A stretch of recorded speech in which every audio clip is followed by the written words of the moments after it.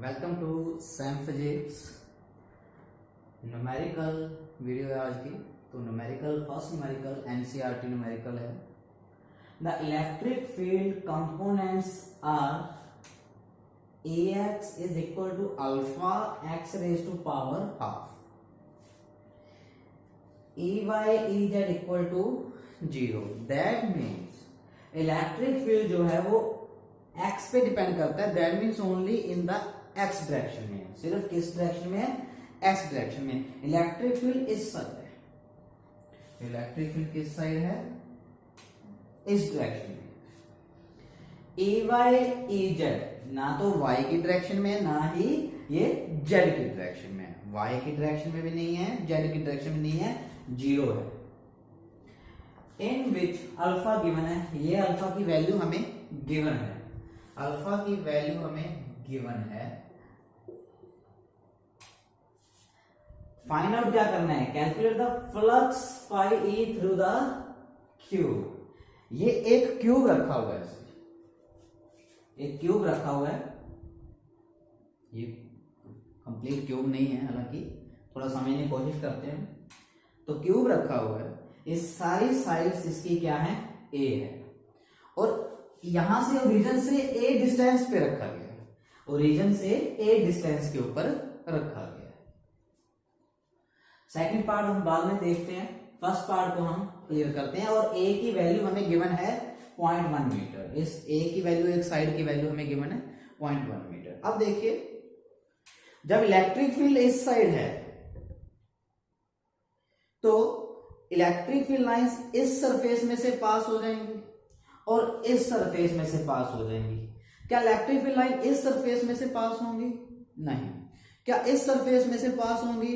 नहीं। ऐसे तो नहीं जा रही ना, ऐसे जा रही है। ऐसे तो नहीं जा रही ना, ऐसे जा रही है। इस सरफेस में से नहीं, पीछे वाले सरफेस में से नहीं। तो ऊपर दोनों साइड्स में, बेस में पास नहीं होंगी। बचा कौन से फेस? एक तो ये वाला फेस बचा, ये मैंने शेडेड कर रखा है। ये फेस के अंदर से पास हो जाएंगी, और ये वाला फेस बचा, इस फेस के अंदर से पास हो जाएंगी। यानी कि फ्लक्स एक तो इस सरफेस के थ्रू होगी और फ्लक्स एक इस सरफेस के थ्रू होगी। तो टोटल फ्लक्स क्या होगी क्यूब की? इस सरफेस के थ्रू फ्लक्स प्लस इस सरफेस के थ्रू फ्लक्स। ये लेफ्ट फेस ले लेते हैं और ये राइट फेस ले लेते हैं। तो total flux through the cube क्या हो जाएगी? Total flux through the cube 5, ये बोला है क्वेश्चन के अंदर। तो क्या हो जाएगी? Flux through the left face plus flux through the right face. अब फ्लक्स का फॉर्मूला हमें पता है, electric field into area into cos of angle between them. तो इस फेस के लिए देखिए हम एंगल कैसे निकालेंगे। इलेक्ट्रिक फील्ड किस साइड है? उस साइड। इलेक्ट्रिक फील्ड किस साइड है? इस साइड। तो इलेक्ट्रिक फील्ड की डायरेक्शन तो होगी ये पॉजिटिव, उस साइड होगी। बट एरिया वेक्टर की डायरेक्शन किस साइड होगी? वो होगी इस side. Outward normal to the surface, outward normal to the surface, वो होगी इस साइड। दैट मीन्स एंगल कितना हुआ? दो एंटी पैरेलल लाइंस में, अपोजिट डायरेक्शन के बीच में एंगल कितना होता है? 180। तो लेफ्ट फेस के थ्रू फाई है electric field into area into angle between them. Electric field Ex होगा, जो पॉजिटिव डायरेक्शन में हमें गिवन है, Ex। एरिया कितना है इसका? इस सरफेस का एरिया कितना है? A लेंथ है तो A स्क्वायर हो गया, तो A स्क्वायर। एंगल कितना बताया दोनों के बीच में? cos 180। तो electric field EL, left face का इलेक्ट्रिक फील्ड हम निकालते हैं। कैसे निकालते हैं देखते जाइए। cos 180 कितना आ गया? -1। cos 180 -1 EL A square. Now EL कितना होगा? Ex हमें गिवन है, तो EL कितना होगा? लेफ्ट फेस के थ्रू इलेक्ट्रिक फील्ड कितना होगा? अल्फा। अल्फा एक कांस्टेंट है जिसकी वैल्यू गिवन है, हम एंड में पुट कर दें। x कितना है? यहां से यहां तक, यहां से यहां रखा हुआ क्यूब, तो यहां से यहां तक x कितना है? a। लेफ्ट फेस के थ्रू निकाल रहे हैं, तो लेफ्ट फेस ओरिजिन से कितनी दूर है, ए, तो ए की पावर हाफ, ए की पावर हाफ।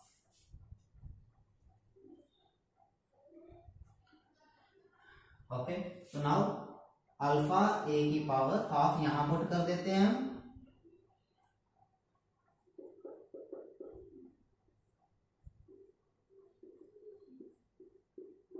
स्केयर और half base same power set 5/2।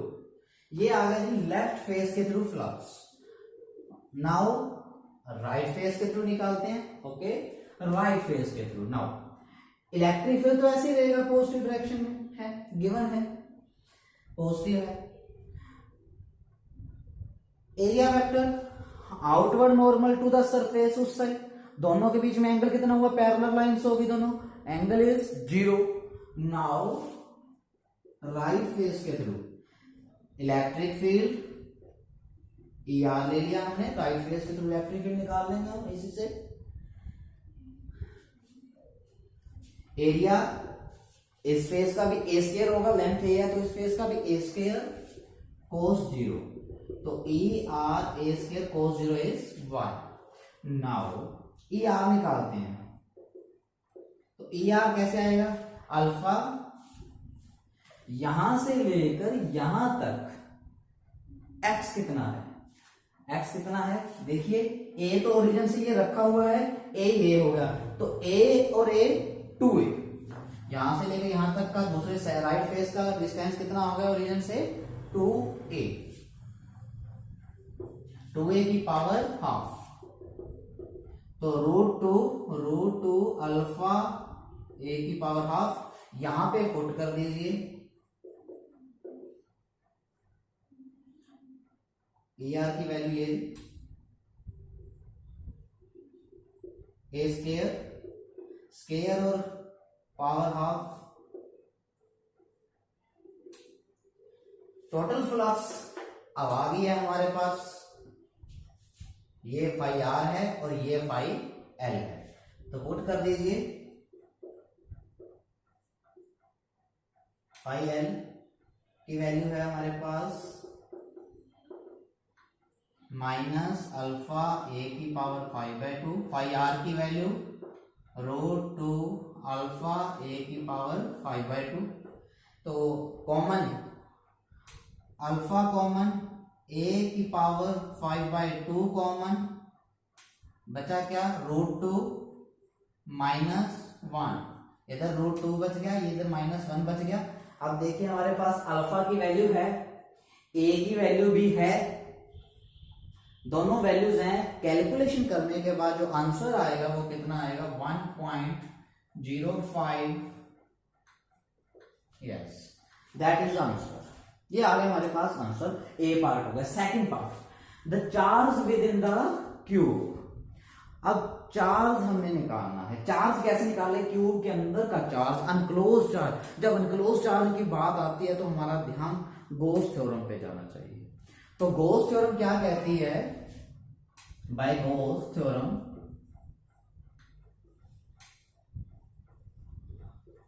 तो गॉस थ्योरम के अकॉर्डिंग क्या होता है, जो फ्लक्स होती है, total flux through the cube होती है इज 1/में times the charge enclose, phi is equal to Q by में एप्सिलॉन।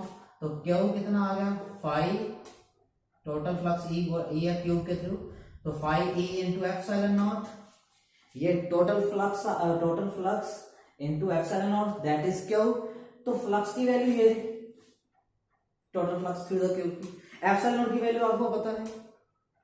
नाउ दोनों को पुट करने के बाद जो आंसर आएगा 9.27 इंटू 10⁻⁻12 कोलम। एप्सिलॉन की वैल्यू क्या होती है, 8.85 इंटू 10⁻⁻12। तो that is clear, complete question. तो जल्दी से स्क्रीनशॉट लेके समझ लीजिए। नेक्स्ट न्यूमेरिकल पे हम चलते हैं। अब next numerical is an oil drop of 12 excess electron. That means oil drop के ऊपर नेगेटिव चार्ज है। एक्सेस इलेक्ट्रॉन है ना, इक्वल होते तो न्यूट्रल होते हैं, इक्वल प्रोटॉन और इक्वल इलेक्ट्रॉन। नाउ एक्सेस है तो उसके ऊपर नेगेटिव चार्ज है, इलेक्ट्रॉन पे नेगेटिव चार्ज है। इज हेल्ड स्टेशनरी, एक ऑयल की ड्रॉप स्टेशनरी है, रुकी हुई है, रेस्ट पे है, under a constant electric field, उसको एक इलेक्ट्रिक फील्ड के अंदर रखा गया है। ऑफ इलेक्ट्रिक फील्ड कितना है ये हमें गिवन है, इलेक्ट्रिक फील्ड हमें गिवन है।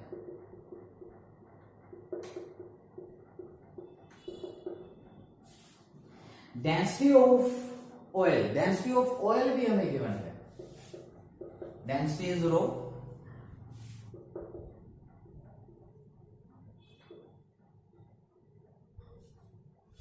Find the radius of drop, find क्या करना है, उस ड्रॉप का रेडियस है। इस ड्रॉप के ऊपर हमें पता लग गया ये एक ड्रॉप है, उसके ऊपर नेगेटिव चार्ज है, ये तो हमें पता लग गया। और नेगेटिव चार्ज भी कितना है, टोटल चार्ज भी कितना है negative, that charge on drop,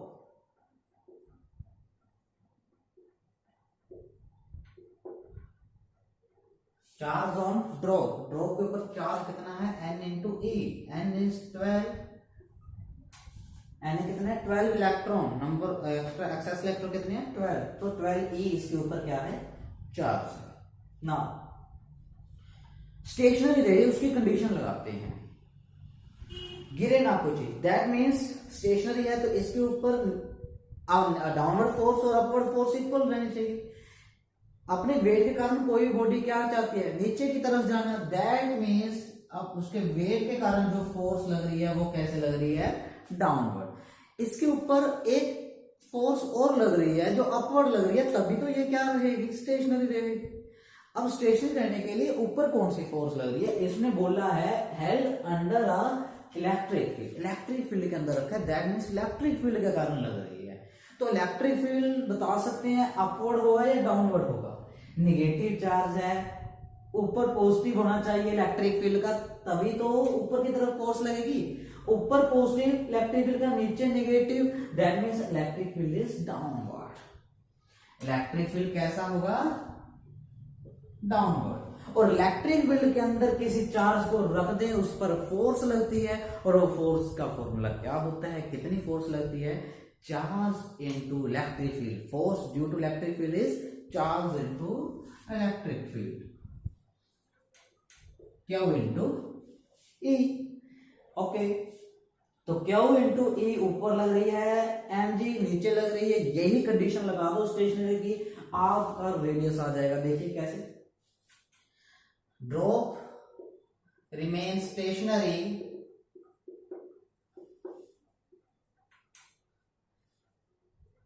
when upward force due to electric field upon weight, that means downward force, weight क्या है downward force। okay, now weight is mg and qe, q कितना है ne 12e, mass, mass of the drop, density given है तो मास का formula क्या होगा, density क्या होता है मास बाय वॉल्यूम, डेंसिटी क्या होता है मास बाय वॉल्यूम, तो मास क्या हो गया डेंसिटी इंटू वॉल्यूम, तो डेंसिटी इंटू वॉल्यूम, वॉल्यूम का फॉर्मूला ड्रॉप स्फेरिकल होती है तो 4/3 pi R cube, 4/3 pi R cube volume into density into जी।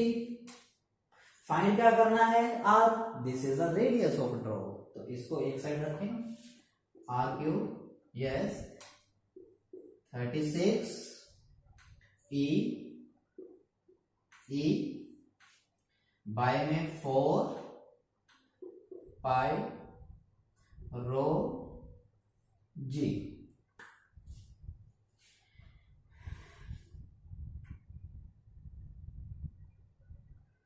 क्लियर, ये क्यूब उधर जाके क्या बन जाएगा 1/3 सॉरी 9 e पाई रो जी की पावर 1/3। तो 9 e की वैल्यू 1.6 इंटू 10⁻⁻19। e की वैल्यू ये रही, पाई 3.14, रो 1.26, जी 9.81। एवरीथिंग इज गिवन, सब कुछ हमें गिवन है, सिर्फ कैलकुलेशन करनी है। तो कैलकुलेशन करने के बाद जो आंसर आता है इसका वो कितना आता है 0.0981 इंटू 10⁻⁻5 मीटर, 9.81 इंटू 10⁻⁻4 मिलीमीटर। जल्दी से इस न्यूमेरिकल का स्क्रीनशॉट लीजिए।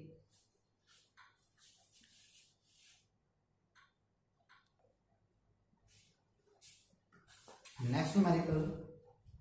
In a certain region of space, electric field is along the z direction. Last numerical 1.25 था और ये 1.27 है NCERT का। Magnitude of electric field increases uniformly along the positive z direction. Electric field ऐसे z direction हमने ये लिया x y z, तो z direction में इंक्रीज होते जा रहे हैं, इंक्रीज होते जा रहे हैं दैट डायरेक्शन में इलेक्ट्रिक फील्ड इंक्रीज होते जा रहा है। That means electric field uniform नहीं है। ये यूनिफॉर्मली का मतलब है इंक्रीज यूनिफॉर्मली होते जा रहा है।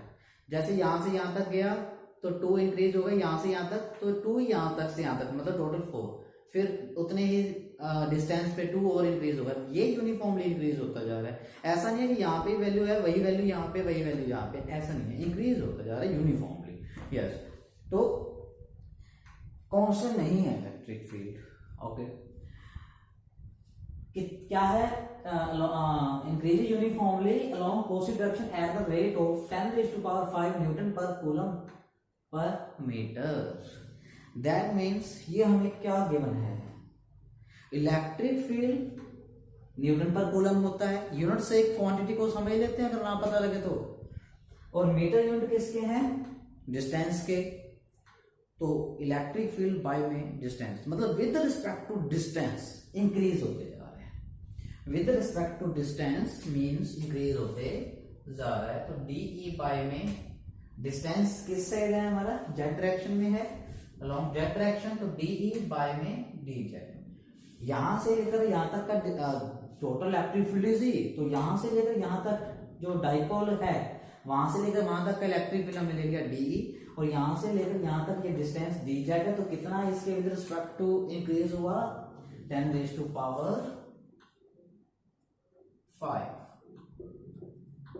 क्योंकि यूनिफॉर्मली है। तो कहीं से भी कितना भी डिस्टेंस ले लो वो तो इसने तो इतना ही इंक्रीज होना है uniformly with respect to z. इतने डिस्टेंस पे कितना इंक्रीज होएगा, इतना, हर इतने डिस्टेंस पे इतना इतना इंक्रीज होता जाएगा। What are the force, force निकालते हैं फिर हम टॉर्क निकालेंगे। तो पहले हम फोर्स निकालते हैं। By a system having a dipole moment P given है, कितना है 10⁻⁻7 coulomb metre in the negative Z direction. Negative Z direction में P है, तो डायरेक्शन क्या होती है डाइपोल मोमेंट की, नेगेटिव टू पॉजिटिव। तो नेगेटिव माइनस के पॉजिटिव, तो डायरेक्शन किस साइड होगी, नेगेटिव जेड डायरेक्शन में। ऊपर की तरफ होता तो पॉजिटिव होता, जैसे इलेक्ट्रिक फील्ड बोला था पॉजिटिव जेड डायरेक्शन। ओके, तो ये न्यूमेरिकल की स्टेटमेंट है, ये फिगर और ये हमारे पास चीजें जो गिवन है हमने वो लिख ली है। तो क्या कह रहा है, इलेक्ट्रिक फील्ड यहां से लेकर यहां तक, देखिए बेटा ये देखने में समझाने में देखने में बहुत बड़ा लग रहा है। डाइपोल मैंने पहले ही बताया था वेरी वेरी स्मॉल, बहुत स्मॉल होता है, बहुत ही ज्यादा स्मॉल होता है। ओके, और ये मत सोचना कि हर जगह डिस्टेंस 2a रहेगा, वो तो डेरिवेशंस को सोल्व करने के लिए हमने लिया था जब हम टॉपिक्स कर रहे थे। तो यहाँ से ये डिस्टेंस हमने डी जेड ले लिया, यहाँ से लेकर यहाँ तक इलेक्ट्रिक फील्ड कितने रेट से इंक्रीज हो रहा है 10⁵5। तो ये आ गया हमारे पास और एक डाइपोल मोमेंट आ गया। नाउ फोर्स कितनी लगेगी, फोर्स ऑन सिस्टम, सिस्टम के ऊपर फोर्स कितनी लगती है। फोर्स क्या होता है, इलेक्ट्रिक फील्ड के अंदर पड़े हैं चार्ज पार्टिकल्स हैं, तो फोर्स क्या होता है चार्ज इनटू इलेक्ट्रिक फील्ड, यहां से लेकर यहां तक electric field is d E. Now dz से मल्टीप्लाई कर दीजिए, dz से डिवाइड कर दीजिए, dz से डिवाइड कर दीजिए, dz से मल्टीप्लाई कर दिया, कोई फर्क नहीं पड़ता। तो क्या हो, either charge into distance between them. तो डाइपोल मोमेंट की डेफिनेशन क्या थी? It is the product of either charge and distance between them, तो that is dipole moment along the z direction D by में dz। अब ये dipole moment जो हमें गिवन है वो कौन सी डायरेक्शन में? निगेटिव z डायरेक्शन में है। तो 10⁻⁻⁷ निगेटिव z डायरेक्शन होने के कारण हमने क्या ले लिया?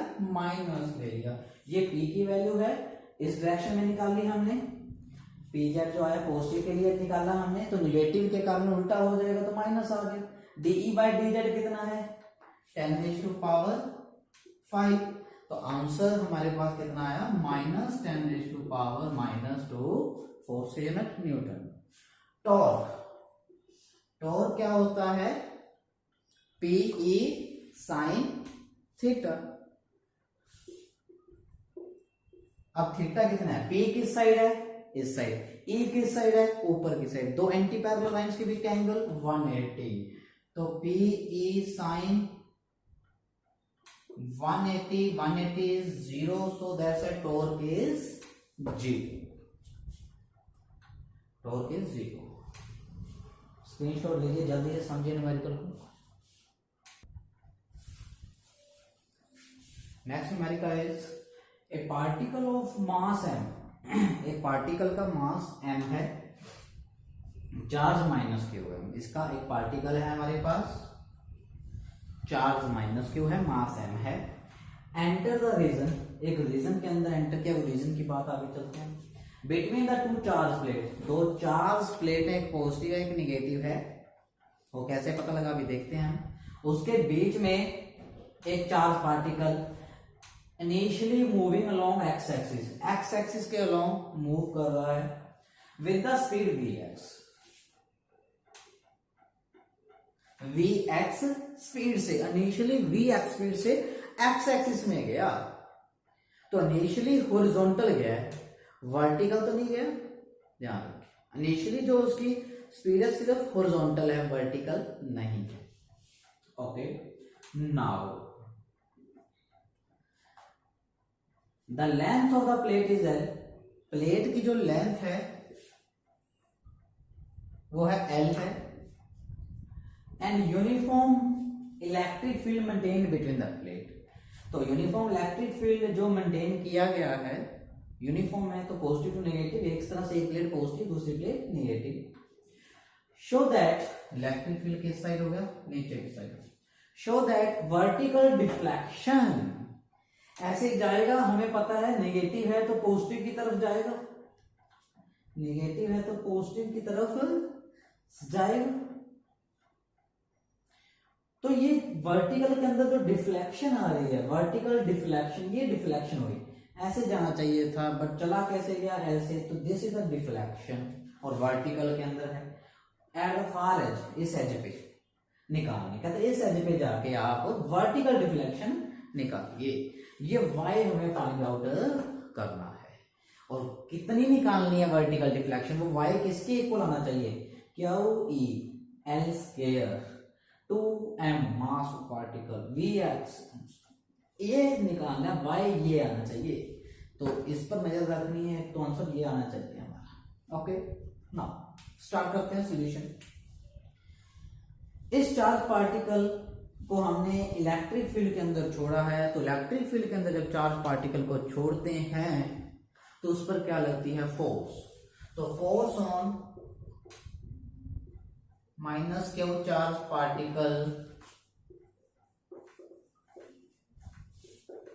तो कितनी होती है force? Charge into electric field, charge into electric field. Okay, now minus है, न्यूमेरिकल में हम नहीं छोड़ देते हैं न्यूमेरिकल वैल्यूज के लिए। फोर्स क्या होता है? मास इनटू एक्सीलरेशन, और एक्सीलरेशन क्या आ गया, क्यू ई बाय में m. Q is constant, q की वैल्यू तो नहीं चेंज हो जाएगी, नहीं होती। इलेक्ट्रिक फील्ड कांस्टेंट है या नहीं, यस, यूनिफॉर्म इलेक्ट्रिक फील्ड, तो इलेक्ट्रिक फील्ड भी कांस्टेंट है। मास ऑफ द पार्टिकल, मास भी क्या है, कांस्टेंट, दैट मींस एक्सेलरेशन क्या है, कांस्टेंट। तो बेटा +1 में हम करते हैं क्या कि अगर एक्सेलरेशन कांस्टेंट हो तो हम 3 इक्वेशंस होती हैं हमारे पास कांस्टेंट एक्सेलरेशन की, तो दिमाग हमारा, ध्यान हमारा वहीं पे जाना चाहिए। जब एक्सेलरेशन कांस्टेंट हो जाता है तो हमारा ध्यान जरूर वहां पे जाना चाहिए। v = u + at, s = ut + ½ at square, v square - u square = 2as। तो उन तीनों को जो हमारे लिए कंफर्ट होती है, सूटेबल होती है, उसको हम यूज कर लेते हैं। तो वर्टिकल डिफ्लेक्शन निकालनी है, ये डिस्प्लेसमेंट निकालना है, तो हम सेकंड इक्वेशन प्रेफर करेंगे। तो बेटा जी सेकंड इक्वेशन प्रेफर करेंगे हम, y ut + ½ at square, s कितना है, y, this is the vertical displacement is ut + ½ at square। Okay ना, u कितना होगा, वर्टिकल के लिए है, तो वर्टिकल के लिए इनिशियल वेलोसिटी यहां पे होती है, इनिशियल वेलोसिटी जब चलना स्टार्ट होता है, u is the initial velocity. Okay, तो इनिशियली वो x एक्सिस में गया कि y एक्सिस में गया, इनिशियली तो वो x एक्सिस में गया ना, y एक्सिस में तो वो गया ही नहीं, सिर्फ किस में गया, x एक्सिस के अंदर। तो वर्टिकल इनिशियल स्पीड कितनी हुई, वेलोसिटी कितनी हुई, 0, स्टार्टिंग में नहीं है, तो u कितना हो गया, 0, सिर्फ ये टर्म 0, तो बचा क्या, ½ at²। a कितना है हमारे पास, ½ क्यू ई बाय में m इंटू t², ये आ गया। नाउ अभी इससे मैच नहीं कर रहा है, बट अगर आपको आंसर सिर्फ इतना प्रूव करना हो, यहाँ पे m Q E bye m t² लिखा आपका, तो आप यहां तक कर सकते थे, बट हमें जाना कहां पे, यहां पे जाना है, हमें कहां पे जाना है, यहां पे जाना है। तो कैसे जाएंगे हम, यहां पे t निकालना है, t नहीं है तो t को खत्म करना है, टाइम कैसे निकालेंगे, देखिए स्पीड इक्वल टू क्या होता है, डिस्टेंस बाय में टाइम, तो vx horizontal speed in the along x axis, distance कितना है l, फार एज पे निकालना था, इस एज से चला इस एज तक निकालना था, तो डिस्टेंस इज l, और टाइम टेकन इज t, यही t हमने फाइंड आउट करना है, क्योंकि यहां से देखिए यहां तक जाने में टाइम t लिया इसने, तो यही t हमने निकालना है, l बाय में vx, यहां पे पुट कर दीजिए, ½ क्यू ई बाय में m, l बाय में vx का square, answer is ½ Q E l² m vx का square.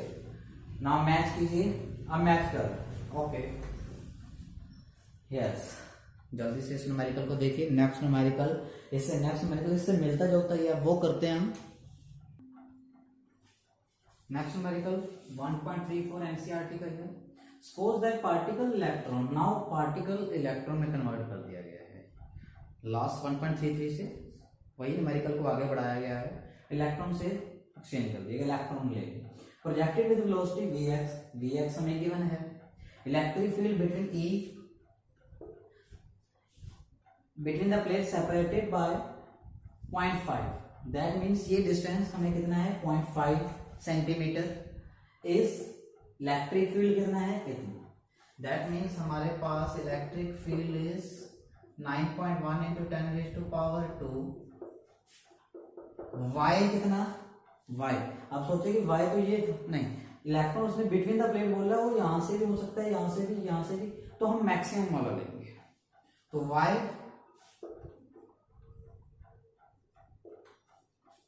Electric field y, vx भी हमें गिवन है 2 × 10⁻⁶, where will the electron strike the upper plate, कहां पे जाके स्ट्राइक करेगा, यहां पे जाके स्ट्राइक करा, चला कहां से था, यहां से चला, यहां पे जाके स्ट्राइक किया, दैट मीन्स ये एल हमें फाइंड करना है, दैट मीन्स हमें ये फाइंड करना है एल। तो लास्ट 1.3 न्यूमेरिकल में हमने ये फाइंड किया, ये एल हमें फाइंड करना है। एल कितना आ गया 2my(v(x)²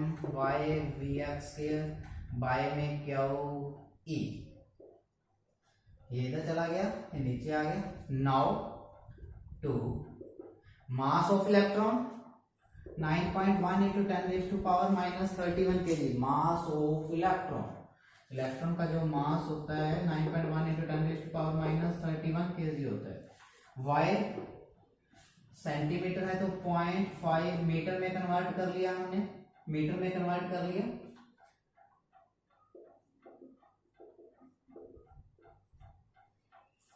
Vx 2 × 10⁻⁶ का स्क्वायर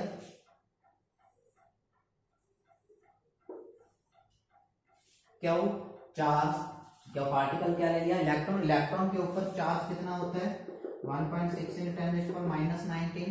इलेक्ट्रिक फील्ड इज, ये कैलकुलेशन करने के बाद जो हमारे पास आंसर आता है 1.58 10⁻⁻2 metre, approximately 1.6 centimetre. Next numerical देखते हैं हम, इसी से ही मिलता जुलता ही,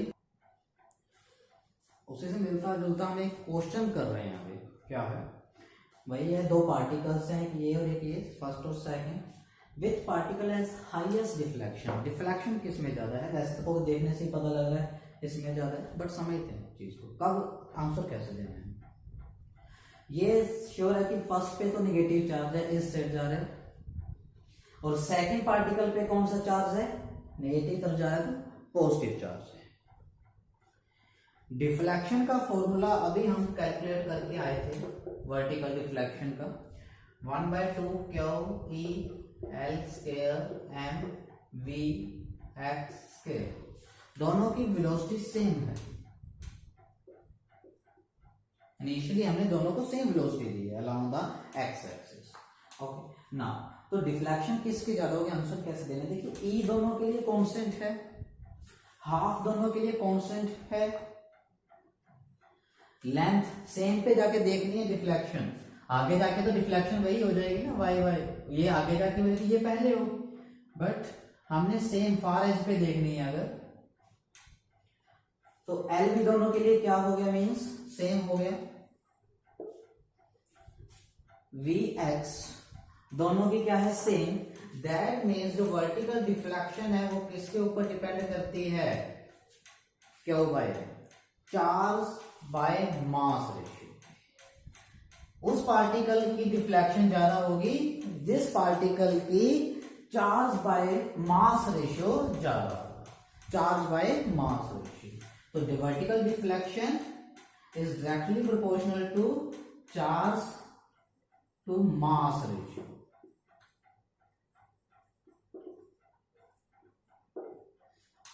चार्ज बाय मास रेशियो जिसका ज्यादा होगा उसकी वर्टिकल डिफ्लेक्शन ज्यादा होगी।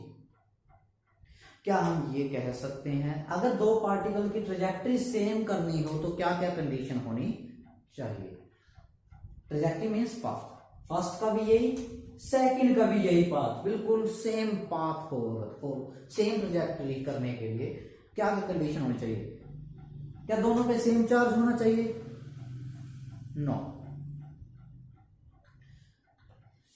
फॉर सेम पाथ या फिर ट्रेजेक्टरी एक ही बात है, of two particles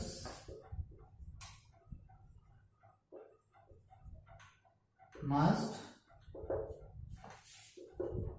for the same charge, no, same charge होना जरूरी नहीं है,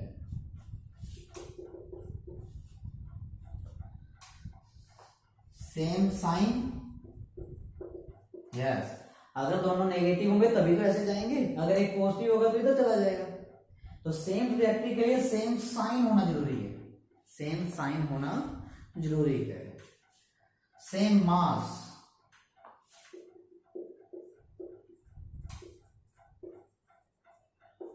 नहीं, मास भी अलग अलग हो सकता है, बट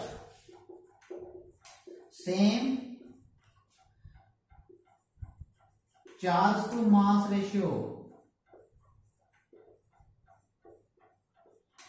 यस, ये होना जरूरी है। Charge by mass ratio same होना जरूरी है फॉर द सेम डिफ्लेक्शन। अगर डिफ्लेक्शन सेम होगी तो ट्रेजेक्टरी भी सेम होगी। अकेला चार्ज नहीं, अकेला मास नहीं, सेम साइन यस जरूरी है, same charge to mass ratio जरूरी है, यस।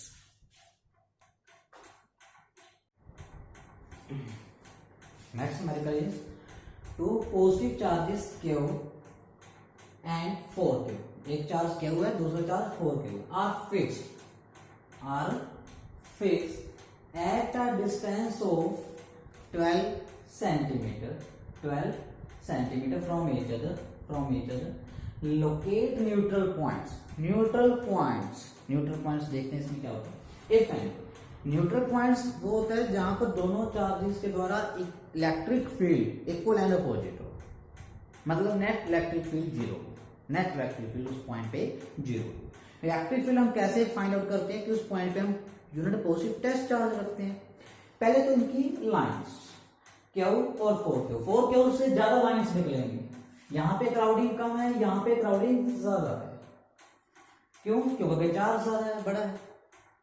नाउ अगर हम इस तरफ Q नोट टेस्ट चार्ज रखें, यूनिट पॉजिटिव टेस्ट चार्ज रखें, तो ये वाला चार्ज के कारण इलेक्ट्रिक फील्ड की डायरेक्शन क्या होगी? इस साइड।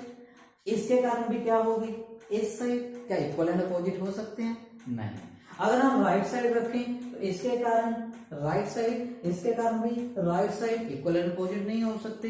तो आउटसाइड नहीं हो सकते। अगर सेम चार्जेस है तो आउटसाइड नहीं हो सकता न्यूट्रल पॉइंट।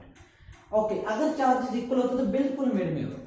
ये वाला चार्ज के कारण इलेक्ट्रिक फील्ड इधर होता, इस चार्ज के कारण इलेक्ट्रिक फील्ड इधर होता, और चार्जेस इक्वल होते तो फोर्स सेम लगती, दैट मींस बिल्कुल मिड में होता। अब किस साइड होगा? अब इस साइड होगा या इस साइड होगा? मिड से। तो मिड से इस साइड होगा। क्यों?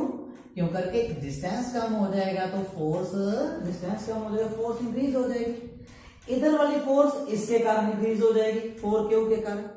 4Q के कारण मिड में रखें तो ज्यादा है, तो डिस्टेंस बढ़ा दो। डिस्टेंस बढ़ा दोगे तो ये वाली फोर्स कम हो जाएगी, इधर डिस्टेंस कम होने से फोर्स ज्यादा हो जाएगी, Q के कारण फोर्स कम। तो इधर तो इसके कारण अगर दूर करते हैं तो मेंटेन करना है ना हमें, तो R बढ़ा दो, Q ज्यादा है, 4Q है। और इधर Q कम है तो R कम कर दो। तो बिल्कुल हमने न्यूट्रल पॉइंट लिया, इसके कारण इधर इलेक्ट्रिक फील्ड, इसके कारण इधर। ये डिस्टेंस हमें ये तो पता लग गया कि मिड से इधर होगा, लेकिन ये नहीं पता कि कितना। तो हमने ये x ले लिया और ये 12 माइनस x ले लिया।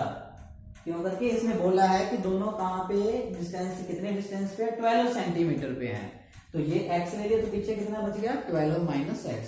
अब ये कंडीशन क्या लग गई यहाँ पे न्यूट्रल पॉइंट पे? Electric field of two charges should be equal and opposite. Equal, दोनों इक्वल हो और डायरेक्शन में अपोजिट हो। इसके कारण यहाँ पे इलेक्ट्रिक फील्ड निकालिए, क्या होगा? K is 1/4 pi epsilon naught. Electric field due to point charge क्या होता है? K 1/4 pi epsilon naught, Q by में R square. Okay, Q by में R स्क्वायर, R कितना है? x square. नाउ इस ये वाला इलेक्ट्रिक फील्ड इन दो चार्जेस के बीच में है, तो 1/4 पाई एप्सिलॉन नॉट K लिख लिया, चार्ज 4Q बाय में R स्क्वायर, यहां से लेकर यहां तक का डिस्टेंस 12 माइनस x का स्क्वायर। नाउ कैलकुलेट कर दीजिए और x निकाल दीजिए, पता लग जाएगा न्यूट्रल पॉइंट कहां पे है। K से K, Q से Q, 4x square 12 minus x का स्क्वायर। नाउ इसको हम क्या लिख सकते हैं? 2x का स्क्वायर 12 माइनस x का square. Now power cancel out, 2x 12 minus x, ये 3x आ गया, x is 4 centimetre, that means ये 4 सेंटीमीटर हो गया और ये 8 सेंटीमीटर हो गया। यस, इंपॉर्टेंट न्यूमेरिकल्स करवाए गए हैं आज इस वीडियो के अंदर। तो अगर आपको पसंद आए तो लाइक जरूर कीजिएगा। Thank you very much.